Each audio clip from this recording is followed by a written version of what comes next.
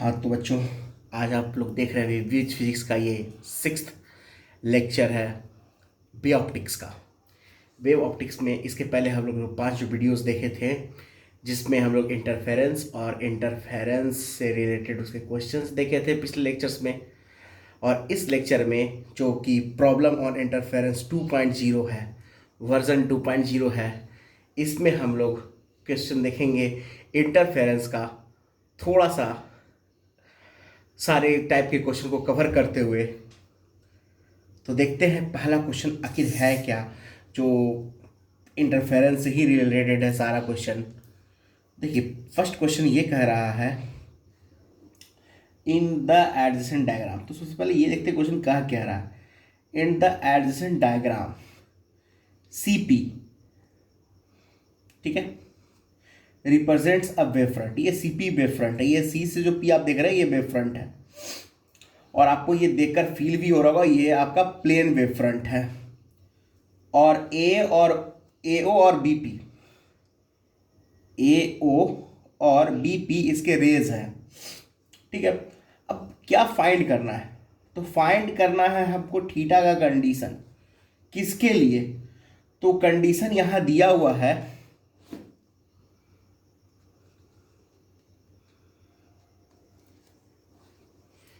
Condition यहां दिया हुआ है कंस्ट्रक्टिव इंटरफेरेंस के लिए। यानी जो इंटरफेरेंस होगा वो कैसा होगा? कंस्ट्रक्टिव इंटरफेरेंस होगा।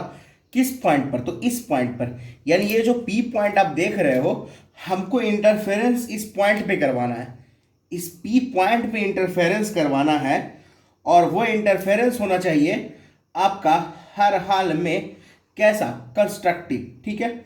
अब किसके किसके बीच में? तो आप वैसे भी देख रहे हो, अगर ये नहीं भी बोलता तो आपको फील हो रहा था कि यहाँ रे ओपी और बीपी आकर पी पर इंटरफेयर कर रहे हैं। लेकिन इसने कह भी दिया है, कोई ज़रूरी नहीं है, और भी रेज हो सकते थे। जैसे अगर मान लीजिए इसमें अगर कोई और रे नहीं दिया हो रहता, यहाँ पे कोई और इसके पैरेलैक्सियल रे रहता इसके जस्ट नज़दीक में, तो वो भी इंटरफेयर कर सकता था। लेकिन यहाँ कह रहा है कि ओपी और बीपी को इंटरफेयर करवाना है। लेकिन कैसा इंटरफेरेंस होगा? कंस्ट्रक्टिव। तो हम जानते हैं कि कंस्ट्रक्टिव इंटरफेरेंस के लिए जो हमारा पाथ डिफरेंस होता है वो लेमडा के इक्वल होता है मिनिमम। यानी मिनिमम पाथ डिफरेंस जो यहां से यहां के बीच में आएगा वो लेमडा के इक्वल होना चाहिए। तो सबसे पहले हमको ये पाथ डिफरेंस चाहिए होगा। देखिए, ये AC और ये BP और सेम है, यानी पाथ डिफरेंस जो आया है वो OC यानी CO या और OP इन दोनों का सम है। तो सबसे पहले हम फाइंड आउट करते हैं इन दोनों को, OC को और OP को। तो पहले देखिए, अगर आप यहां ध्यान से देखिएगा तो ये डिस्टेंस भी आपकी D है, ये डिस्टेंस भी आपका D है, और ये एंगल आपका थीटा है। तो हम यहां से कंडीशन लगाएं तो कॉस थीटा का बनता है हमारे पास बेस अपॉन हाइपोटेनस। यानी कॉस थीटा यहां से बनता है हमारा डी अपॉन ओपी, और यहां से ओपी आ जाता है आपका डी अपॉन कॉस थीटा। ये तो हमारा आ गया। अब हमको चाहिए ओसी, और ये पूरा एंगल 2 थीटा, थीटा और थीटा कितना? 2 थीटा। क्लियर है? तो क्या हम ओसी फाइंड आउट कर सकते हैं? एग्जैक्टली इस 2 थीटा के लिए ओसी बेस है और ये हाइपोटेनस है। तो फिर वही कंडीशन हम यहां लगाएंगे। कौन से ट्रायंगल में? इन ट्रायंगल ओपीसी में अगर हम लगा दें तो cos 2 थीटा हो जाएगा हमारा ओसी डिवाइडेड बाई ओपी, यानी ओसी हो जाएगा हमारा ओपी cos 2 थीटा, यानी D cos 2 theta divided by cos theta. D upon cos theta हमने यहां से ओपी का वैल्यू रखा है। अब हमारा जो पाथ डिफरेंस है वो कितना हो गया? तो पाथ डिफरेंस आ गया हमारा D upon cos theta plus D cos 2 theta upon cos theta. क्या यही पाथ डिफरेंस होगा? नहीं। अगर हम ध्यान से और सोचें तो एक पाथ डिफरेंस हमारे पास और आएगा, वो आएगा इसके रिफ्लेक्शन के कारण। वो आएगा यहां से, जो यहां रिफ्लेक्शन हुआ है। तो रिफ्लेक्शन जब भी होता है तो हमने बताया था कि फेज डिफरेंस पाई होता है। फेज डिफरेंस आपका पाई होता है और उसके कारण जो हमारा कॉरस्पॉन्डिंग पाथ डिफरेंस होता है वो लेमडा अपॉन 2 होता है। आप करके निकाल भी सकते हो। अगर हम फाई का वैल्यू पाई रख दें तो यहां से पाथ डिफरेंस आपका लेमडा अपॉन 2 आएगा। अगर आपके पास कंडीशन हो तो डेल्टा एक्स क्या होता है, lambda upon 2 pi into phi. Path difference क्या होता है, lambda upon 2 pi into phi. आप इसको सब्स्टिट्यूट करिए, आपको खुद मिल जाएगा डेल्टा एक्स का वैल्यू कितना, तो lambda upon 2 pi into pi, pi से pi cancel, lambda upon 2।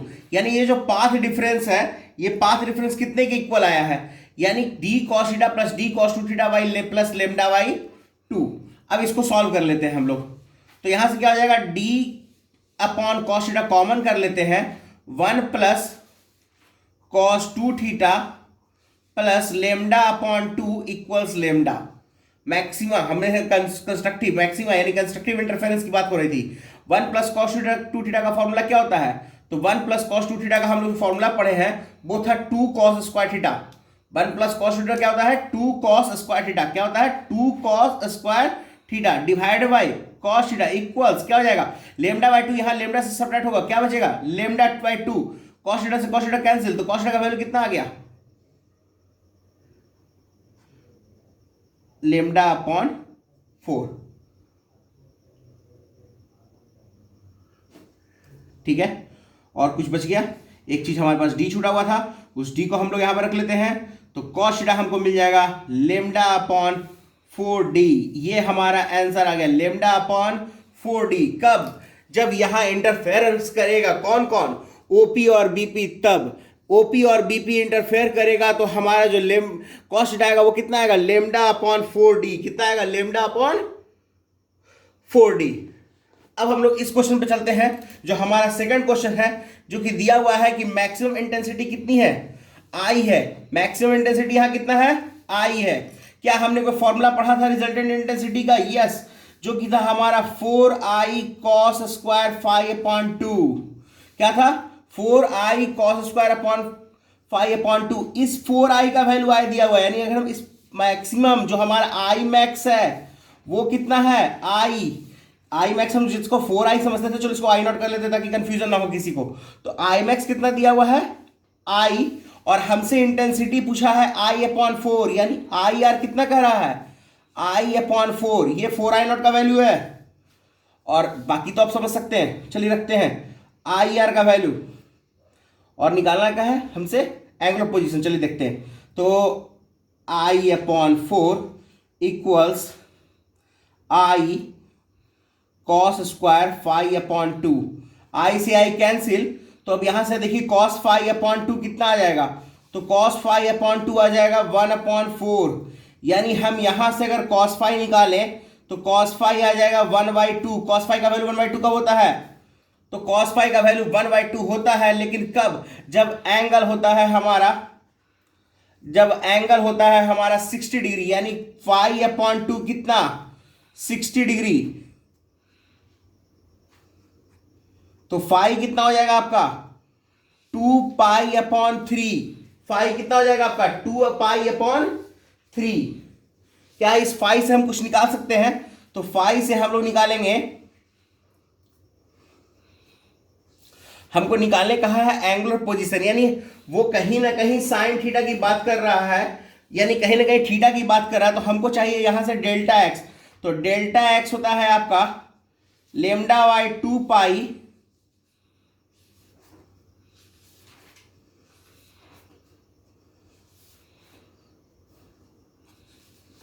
Lambda upon 3, यानी क्या आ गया आपका, लेमडा अपॉन 3। यहां पे थोड़ा सा हमारा पेज हमारा साथ नहीं दे रहा है, इस पेज को हम थोड़ा सा अलग कर लेते हैं। हमारे पास डेल्टा एक्स कितना था, लेमडा अपॉन 3। अब हम इसका वैल्यू कैलकुलेट कर लेते थोड़ा सा, और हमसे डेल्टा एक्स का जो फॉर्मूला पढ़ा हुआ था वो था D sine theta. Lambda x का वैल्यू कितना था हमारा, डी साइन थीटा, यानी लेमडा अपॉन 3 इक्वल्स क्या हो जाएगा, डी साइन थीटा। तो साइन थीटा कितना हो जाएगा, लेमडा अपॉन 3d। तो थीटा कितना आ जाएगा आपका, sine inverse lambda upon 3d। आपके जितने भी ऑप्शन इस क्वेश्चन में थे वो सारे डी के टर्म में थे। आप यहां से ये ऑप्शन को क्लिक कर सकते हैं। अब आते हैं हम लोग अगले क्वेश्चन की ओर।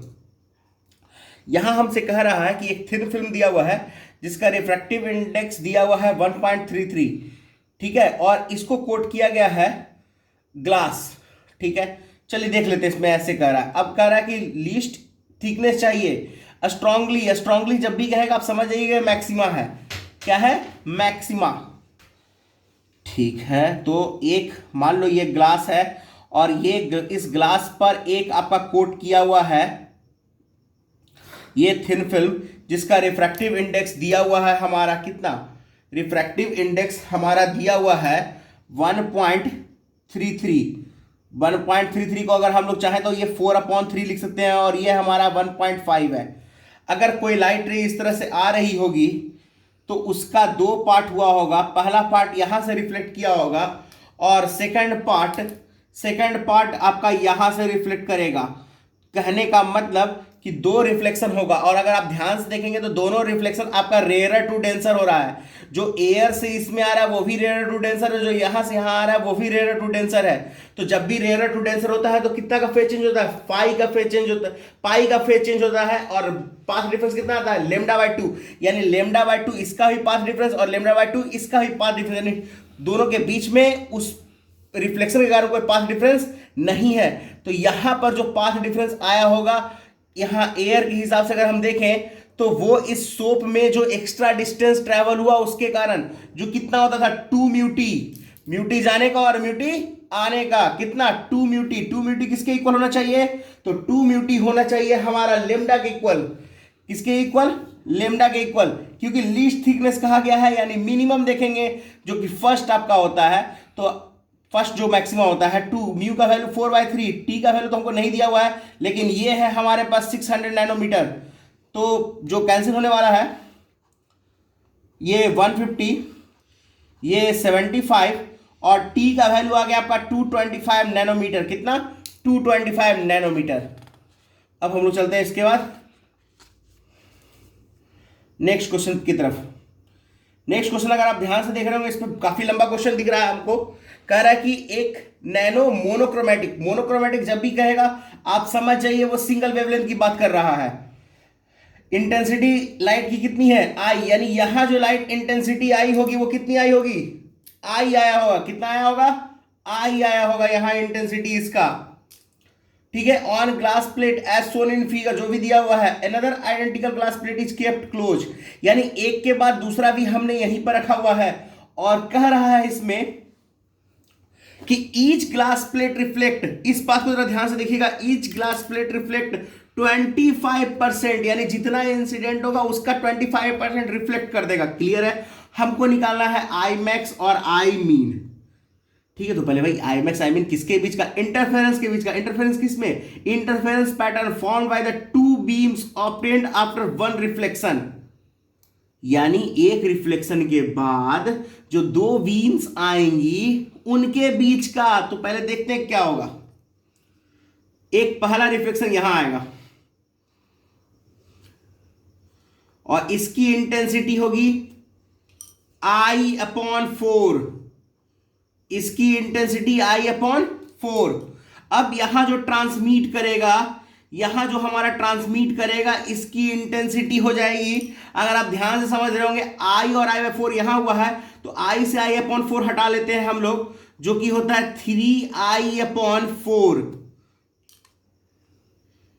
फिर एक रिफ्लेक्शन बनेगा हमारा, इस रिफ्लेक्शन में भी लॉस करेगा, तो 3I/4 का फिर 25%, यानी 1/4। तो 3I/4 का 1/4 कितना हो जाएगा, 3I/16। फिर रिफ्लेक्ट होगा और रिफ्रैक्ट दोनों होगा इस केस में। यहां हम लोग अगर देखें तो यहां जो रिफ्लेक्ट हो रहा है वो भी इसका होगा 1/4, तो 3i/16 का 1/4 हो जाता है 3i/64।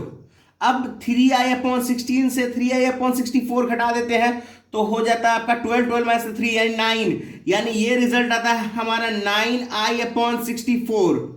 यानी हमारे पास दो इंटेंसिटीज मिल गई, I1 और I2। I1 का वैल्यू कितना है हमारे पास, तो I1 का वैल्यू है हमारे पास I/4 और I2 का वैल्यू कितना है हमारे पास 9i/64। इन दोनों को यूज करके हम लोग क्या निकालेंगे, आई मैक्स और आई मीन का रेशियो। क्या हमारे पास आई मैक्स आई मीन के रेशियो का फॉर्मूला है, तो है I max upon I mean के रेशियो का फॉर्मूला भी है हमारे पास, क्या, √I1 प्लस I2 का whole square by √I1 minus √I2 का होल स्क्वायर। वैल्यू रख देते हैं, तो अगर आप ध्यान से देखिएगा तो √I दोनों में कॉमन होकर कैंसिल हो जाएगा। क्या कर सकते हैं ना, देखिए I इसमें भी है, I/4 है, इसमें भी I/4 है, तो √I तो दोनों में रहना है ना, तो √I/4 तो दोनों से कैंसिल हो सकता है। तो अगर आप इसको ध्यान से देखें और रूट है तो 1/4 का रूट कितना होता है, हाफ। Very good. 9 का रूट कितना होता है, 3, और 64 का 8 होता है, whole square divided by half minus 3/8 का होल स्क्वायर। तो हाफ प्लस 3/8 कितना हो जाना चाहिए ये, तो हाफ प्लस 3/8 अगर हम इसको कर ले तो 8 LCM आएगा। उस 8 को भी हम हटा सकते हैं, चलिए फिर भी थोड़ा सा रुक जाते हैं, मतलब एक एक इसमें स्टेप थोड़ा सा बढ़ा लेते हैं हम लोग।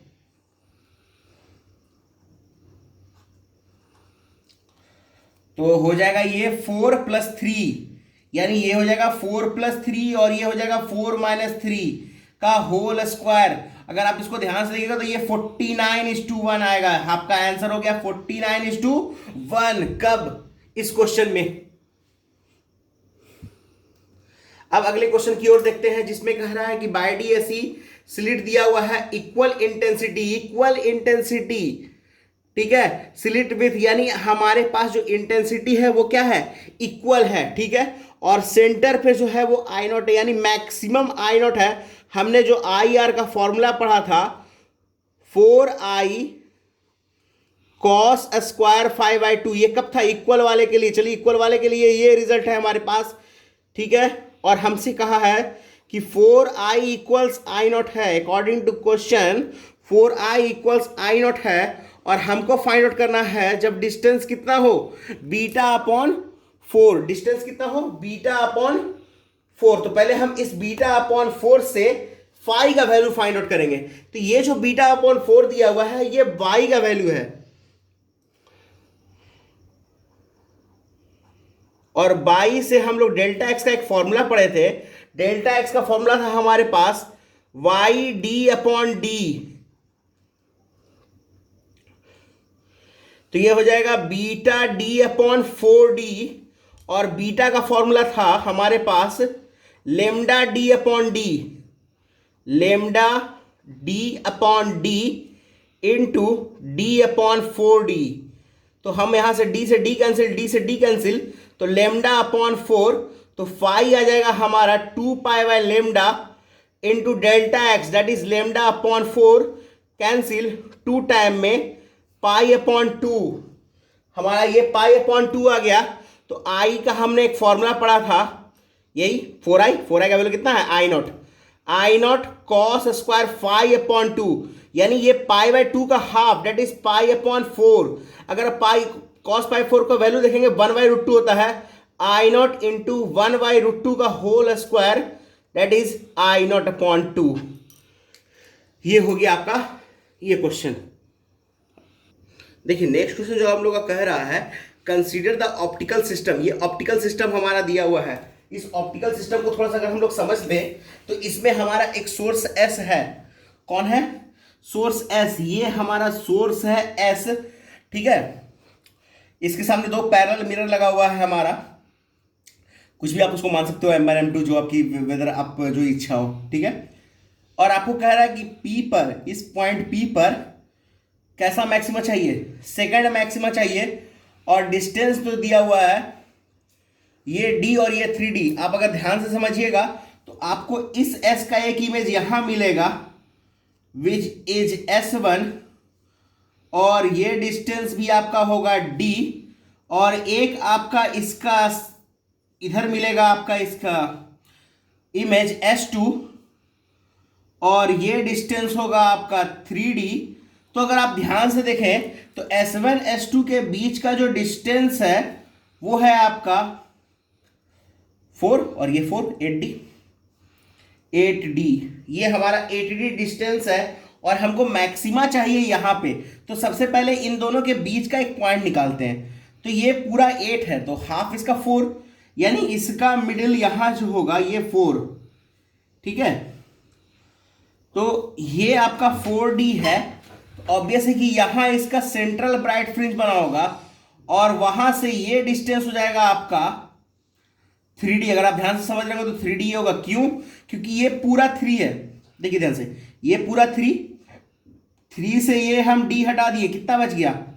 ये पूरा यहां से यहां तक 3 है, तो ये कितना बच गया हमारा 2, तो ये 2 बच गया, और एक ये D, तो 3D हो गया।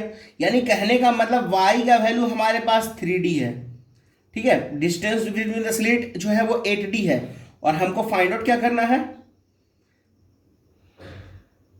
Find the value of lambda, lambda का वैल्यू निकालना है। बहुत सिंपल है, हमारे पास जो y का वैल्यू होता है वो n lambda D by D होता है, किसके लिए? ब्राइट वाले के लिए, और 2n minus 1 lambda D by 2d किसके लिए होता है? डार्क वाले के लिए। तो पहले हम देखते हैं यहाँ कह रहा है मैक्सिमा, मैक्सिमा यानी लेमडा डी बाई डी, यानी 2 लेमडा डी बाई डी, यानी यहाँ पे स्लिट के बीच का डिस्टेंस, यानी 3D कितना हो जाएगा यहाँ से? 2 लेमडा डी अपॉन 8D, 2 से 4 बार में, तो लेमडा हो जाएगा हमारा 12D² अपॉन डी, आंसर। अब अगले वाले क्वेश्चन को देखते हैं। इस वाले में कह रहा है कि one of the 2 slits in YDS is painted over so that it transmit only light waves having intensity half of the intensity of the light waves through the other, ठीक है। तो क्या होगा? मतलब अभी तक सब चीज ठीक थी, अभी इंटेंसिटी दोनों की ठीक ठाक चल रही थी, जैसी थी वैसी चल रही थी। मतलब हमारे पास जो फॉर्मूला होता है उस हिसाब से तो हम लोग आई मैक्स निकाल सकते हैं, आई वी निकाल सकते हैं, आई निकाल सकते हैं, लेकिन यहाँ हमको पहले देखना होगा कह रहा है क्या क्वेश्चन। तो 2 स्लिट्स है बाई डीएससी का, जो फिलहाल अभी तक इंटेंसिटी सेम दे रही थी, तो उस हिसाब से हमारे पास जो आई मैक्स होता है वो 4I होता है अगर आई इंटेंसिटी रही हो, और आई मीन जो होता है वो होता है 0। कब? जब I1 और I2 होगा I के, तब। ये कब होगा? जब I1 I2 के इक्वल होगा तब, क्योंकि हमने एक I का फॉर्मूला पढ़ा है IR का, वो क्या था? 4I cos स्क्वायर 5/2 है। यहां से भी आप फाइंड आउट कर सकते हैं। चलिए, अब कह रहा है कि एक को हमने डक दिया है, यानी I1 तो I रह गया, लेकिन I2 है जो वो I ना रहकर I/2 हो गया, ठीक है। तो इस दोनों के इस केस में हम लोग को क्या निकालना है? कह रहा है इस दोनों के केस में क्या होगा, क्या इफेक्ट आएगा। तो इसमें इफेक्ट हमको देखने के लिए देखिए क्या करते हैं हम लोग। पहले हम एक काम करते हैं, आई मैक्स और आई मीन फाइंड आउट करते हैं, ठीक है। तो आई का जो हमारे पास फॉर्मूला है आई आर का, वो है I1 प्लस I2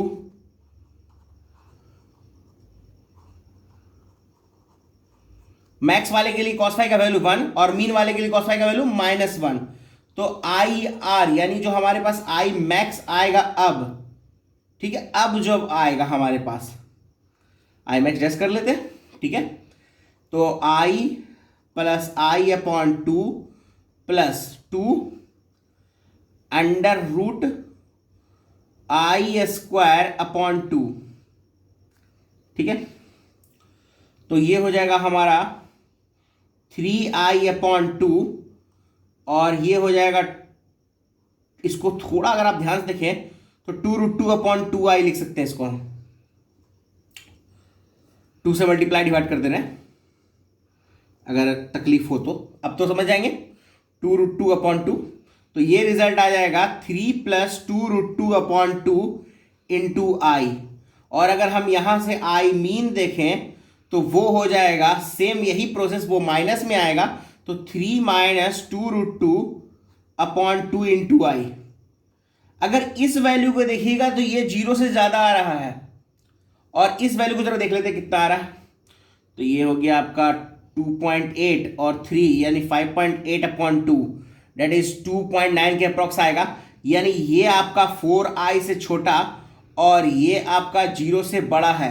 इसका मतलब क्या होगा कि जो हमारा मैक्सिमम इंटेंसिटी है वो डिक्रीज कर रहा है, और जो मिनिमम इंटेंसिटी है वो क्या हो रहा है, इंक्रीज कर रहा है। यानी ब्राइट फ्रिंज जो होगा, ब्राइट फ्रिंज की इंटेंसिटी डिक्रीज करेगी, यानी वो हल्का डार्क की तरफ जाएगा, और डार्क फ्रिंज की जो इंटेंसिटी होगी वो आपका राइज करेगा, यानी वो हल्का इंक्रीज की तरफ जाएगा, यानी वो थोड़ा डार्क होगा, डार्क से वो लाइट की तरफ जाएगा। अब देखिए ये जो नेक्स्ट क्वेश्चन हम लोग का है, इसमें कह रहा है क्या कि डिस्टेंस दिया हुआ है स्लिट्स का कितना, 2 mm, distance between the screen and slit 2 metre, lambda दिया हुआ है हमारे पास।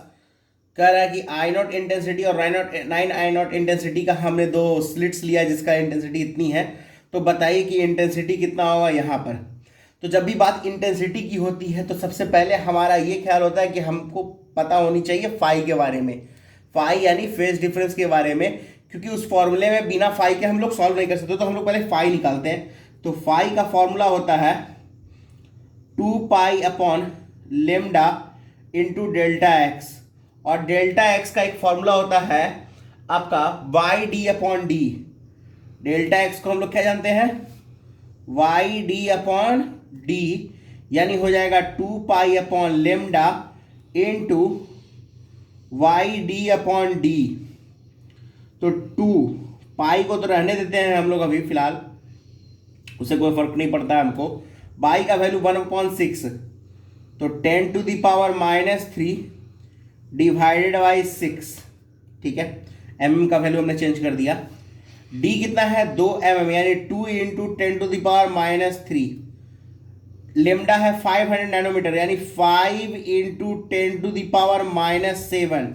फिर d हमारे पास है 2 मीटर, कैंसिल आउट हो गया, ये 3 टाइम में कैंसिल आउट हो जाएगा। अब ये देख रहे हैं आप -3 और -3 -6 है, और -7 ऊपर जाके प्लस हो जाएगा, तो ये +7 से 6 जाएगा तो 10 बच जाएगा। तो ये हो जाएगा आपका 10π 5 × 3, 5 से 2 टाइम में, यानी हो गया ये 2π/3। अब निकाल लेते हैं हम लोग आर, क्या हो जाएगा, I0, ठीक है, I0 का क्या, I0, ठीक है, plus 9I0 plus 2√I0 3√I0 3√I0 क्यों, आप समझ में आ रहा होगा, 9 का रूट हमने 3 बाहर कर लिया है, फॉर्मूला था ना 2√I1 I2 cos फाई का वैल्यू कितना 2π/3, यानी cos 2π/3। ये ध्यान से देखिए 120 डिग्री है, और 120 डिग्री का वैल्यू हम लोग जानते हैं कितना, तो 6I0 तो पहले हो गया, cos 120 डिग्री का हम लोग वैल्यू जानते हैं -½ 2 से 3 टाइम में, तो ये हो जाएगा 10I0 -3I0 date is 7I0। ये रिजल्ट हो गया हमारा, ठीक है। अब इस क्वेश्चन में देखिए क्या कह रहा है, इस क्वेश्चन में कह रहा है कि एक बायडीएसी सेटअप लिया गया है, एक बायडीएसी सेटअप लिया गया है जो कि गिवन है फिगर में, ठीक है। हमको फाइंड आउट क्या करना है, condition of the dark fringe at P। Dark fringe के लिए क्या कहता है, पाथ डिफरेंस ऑड मल्टीपल होना चाहिए किसका, λ/2 का। तो पाथ डिफरेंस यहां से करना होगा हमको क्या, ऑड मल्टीपल ऑफ λ/2। तो पाथ डिफरेंस, इससे इजी क्वेश्चन कुछ नहीं हो सकता।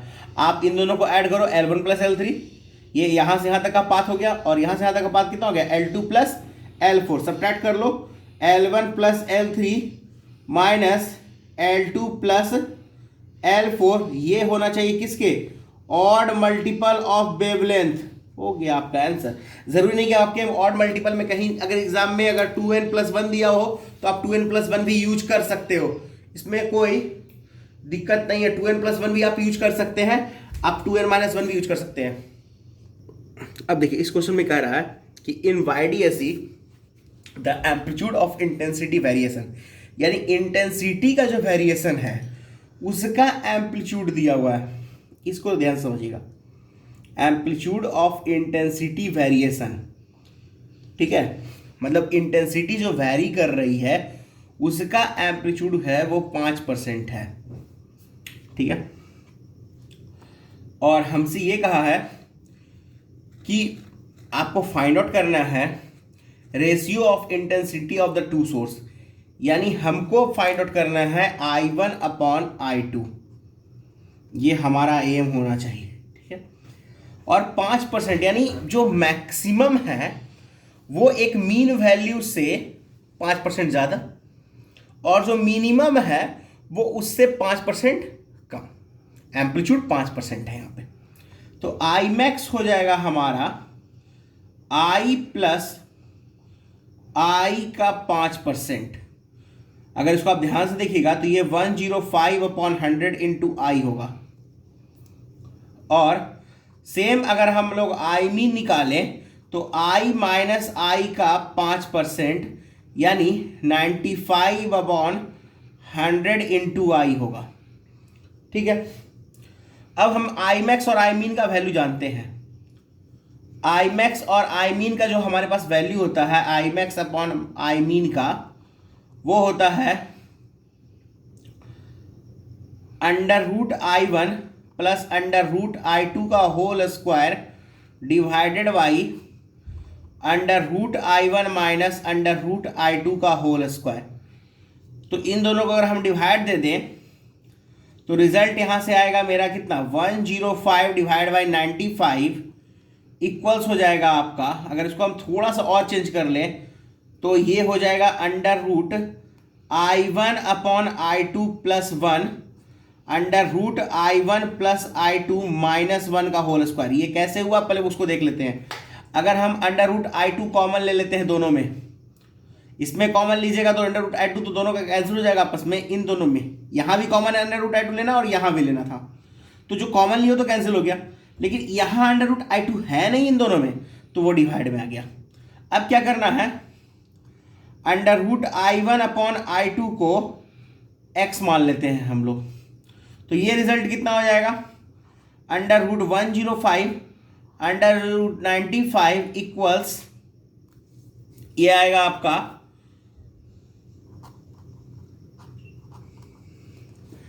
ठीक है। इसको अगर आप ध्यान से देखेंगे तो यहाँ पे हम चाहें तो वो कंपोनेंडो और डिविडेंडो लगा सकते हैं हम लोग। कंपोनेंडो और डिविडेंडो अगर हम लगा दें तो अगर हमको करना क्या होगा, एक बार इसको इसमें ऐड करना होगा और एक बार इसमें इसको सब्ट्रैक्ट कर देना होगा।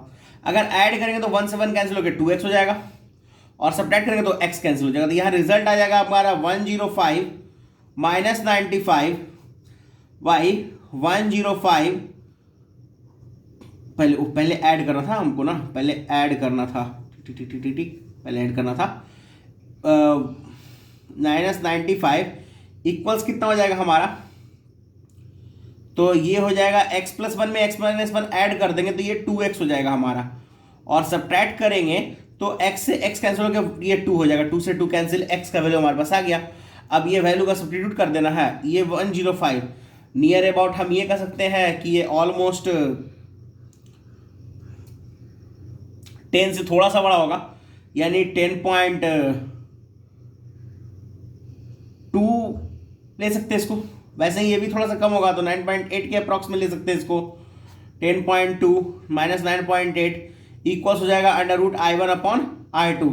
इसका स्क्वायर रूट कर लेंगे हम लोग तो हमको इसका वैल्यू कितना मिल जाएगा, तो I1/I2 यहाँ से कितना हो जाएगा हमारा, तो 29 यानी 30 हो गया, ये 19 और ये 19 एक 20 हो गया, और ये डिवाइड बाई कितना हो जाएगा आपका 10.2 से 9.8 यानी 0.4। सॉल्व कर लेंगे हम लोग यहाँ से, √ यानी इसका होल स्क्वायर हो जाएगा ये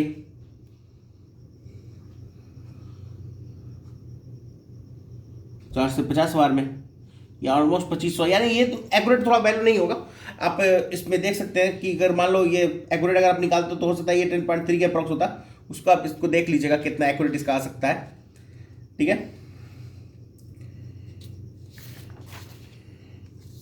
अगले क्वेश्चन पे चलते हैं हम लोग। अब अगले क्वेश्चन में हमसे ये कह रहा है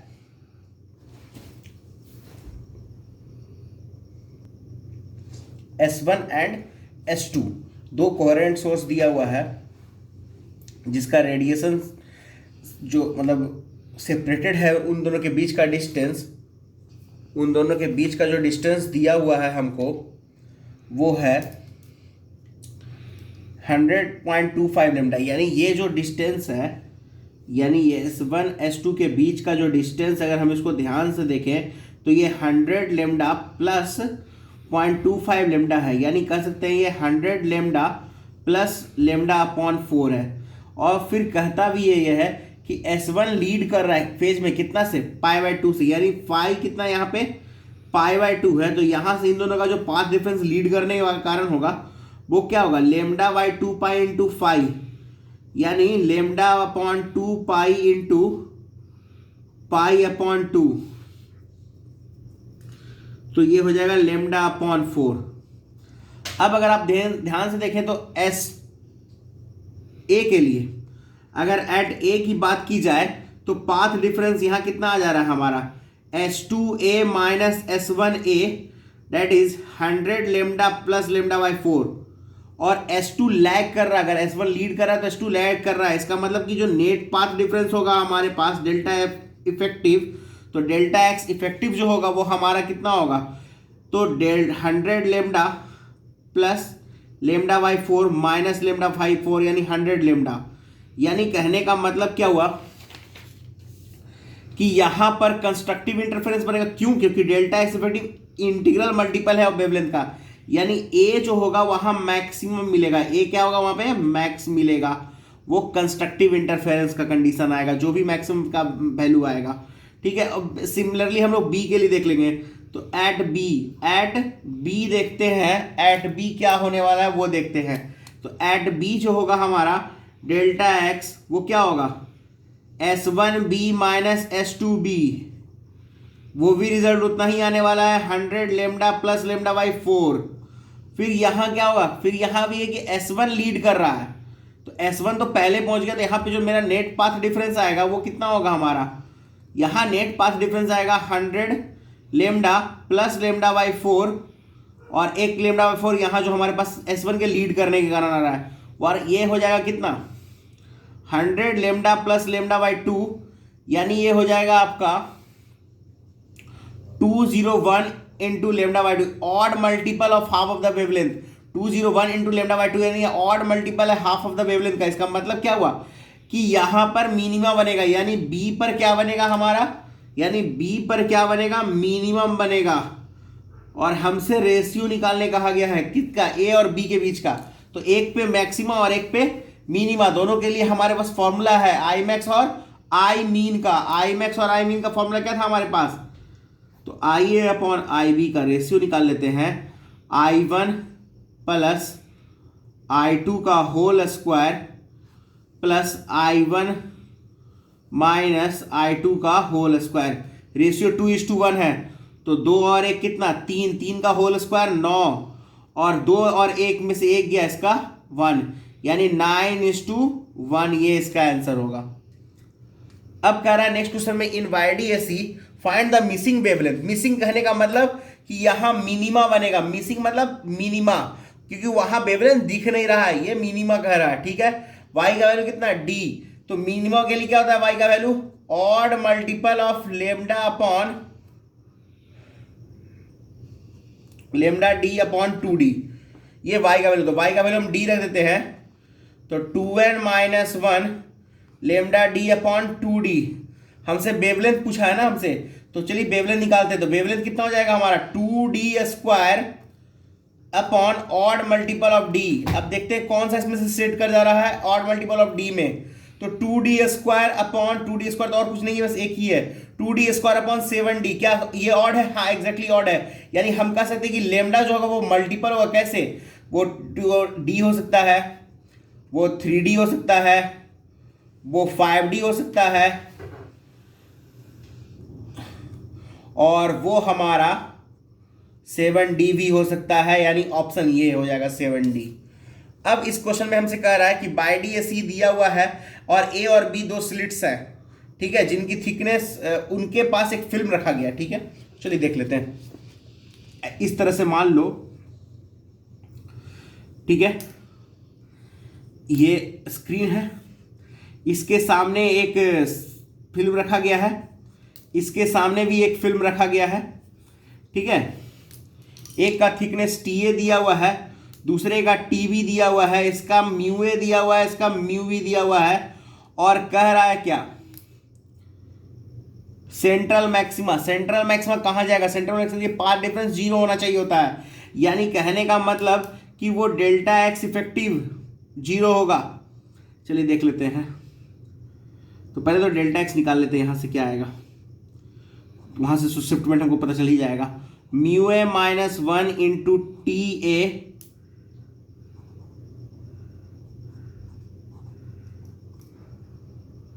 mu A T A minus T A minus mu B T B plus T B.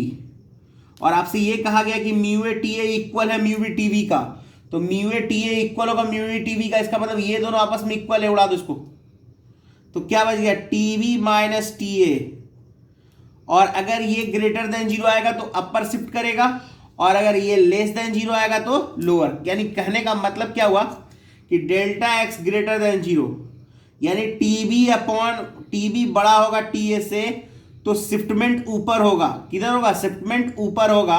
और डेल्टा एक्स अगर लेस देन 0 हो और TB less than T A हो तो शिफ्टमेंट डाउनवर्ड होगा। शिफ्टमेंट कहां होगा, डाउनवर्ड, यानी सेंट्रल मैक्सिमा से नीचे की ओर। अब देखिए ये क्वेश्चन कह रहा है आपका YDSE कह रहा है, ठीक है, कोहेरेंट मोनोक्रोमैटिक लाइट दिया, जिसका वेवलेंथ कितना दिया, 600 nanometre, falls on slit, then first bright fringe is formed at इतना, जो भी डिस्टेंस है सेंट्रल मैक्सिमा से। कह रहा है कि वो वेवलेंथ निकालिए जिसके लिए फर्स्ट डार्क फ्रिंज बनेगा इसी डिस्टेंस पे। यानी ये हमको गिवन रहता नहीं रहता, कोई फर्क नहीं पड़ने वाला, क्योंकि डिस्टेंस हमसे सेम कर दिया गया है। और लेकिन ये कहा गया है कि दोनों का, यानी इसका ब्राइट उसके डार्क को मैच कर जाएगा, इसका ब्राइट उसके डार्क को। तो एक जानते हैं कि मिनिमम जो वेवलेंथ होता है ब्राइट वाले के लिए वो लेमडा होता है। मिनिमम कितना डिस्टेंस होता है, वो एन लेम मतलब सेम डिस्टेंस होता है, मिनिमम जो वो लेमडा होता है इसके लिए, ब्राइट वाले के लिए, ठीक है। और डार्क वाले के लिए वो लेमडा अपॉन 2 होता है, यानी जो लेमडा अपॉन 2 होगा वो इसके इक्वल होना चाहिए, तब सेम पॉइंट में बनेगा। यानी लेमडा अपॉन 2 किसके इक्वल हो गया, 600, तो लेमडा कितना हो जाएगा, 1200 नैनोमीटर, दैट्स ऑल। अब कहता है इस क्वेश्चन को देखिए, कह रहा है कि YDSE में दो वेवलेंथ दिया हुआ है, 500 नैनोमीटर का और 700 नैनोमीटर का यूज किया गया है। कह रहा है कि मिनिमम डिस्टेंस निकालिए, मिनिमम डिस्टेंस निकालिए जहां पे दोनों के मैक्सिमम कोइंसाइड करेंगे। भले वो मैक्सिमम कोइंसाइड करेगा तो आपको याद होगा कि y दोनों में सेम करते थे हम लोग, और नहीं भी याद है तो चलो एक बार इसको फिर से देख ही लीजिए। n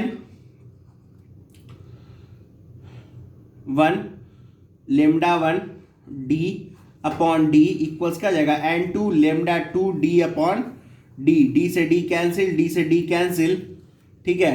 तो अगर हम यहाँ से n1 इंटू 500 नैनोमीटर कर लें तो क्या हो जाएगा, n2 700 नैनोमीटर, ठीक है। ये हमारा पूरा कैंसिल हो जाएगा, तो यहाँ से हमारा आ जाएगा n1 अपॉन n2 इक्वल्स 5/7, यानी ये जो डिस्टेंस है वो 5 होना चाहिए। मतलब फिफ्थ फ्रिंज किसका, पहले वाले का, सेवंथ किसका, सेकंड वाले का।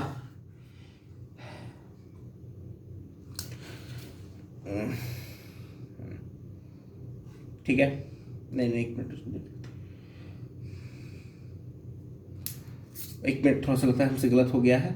ये 7/5 आएगा, ये 7/5 आएगा, ठीक है, n1/n2, ठीक है। तो फर्स्ट वाले का हम सेवंथ फ्रिंज देखेंगे और सेकंड वाले का फिफ्थ देखेंगे, ठीक है। तो चलिए फर्स्ट वाले का हम कैलकुलेट कर लेते हैं।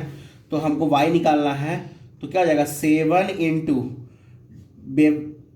इंटू वेवलेंथ इसका कितना, 500 नैनोमीटर, तो 5 × 10⁻⁻⁷, और जो d अपॉन डी का वैल्यू दिया हुआ है वो 10⁻³ है, यानी 35 इंटू 10⁻⁻4, यानी हम कह सकते हैं इसको 3.5 mm। ये हो गया हमारा।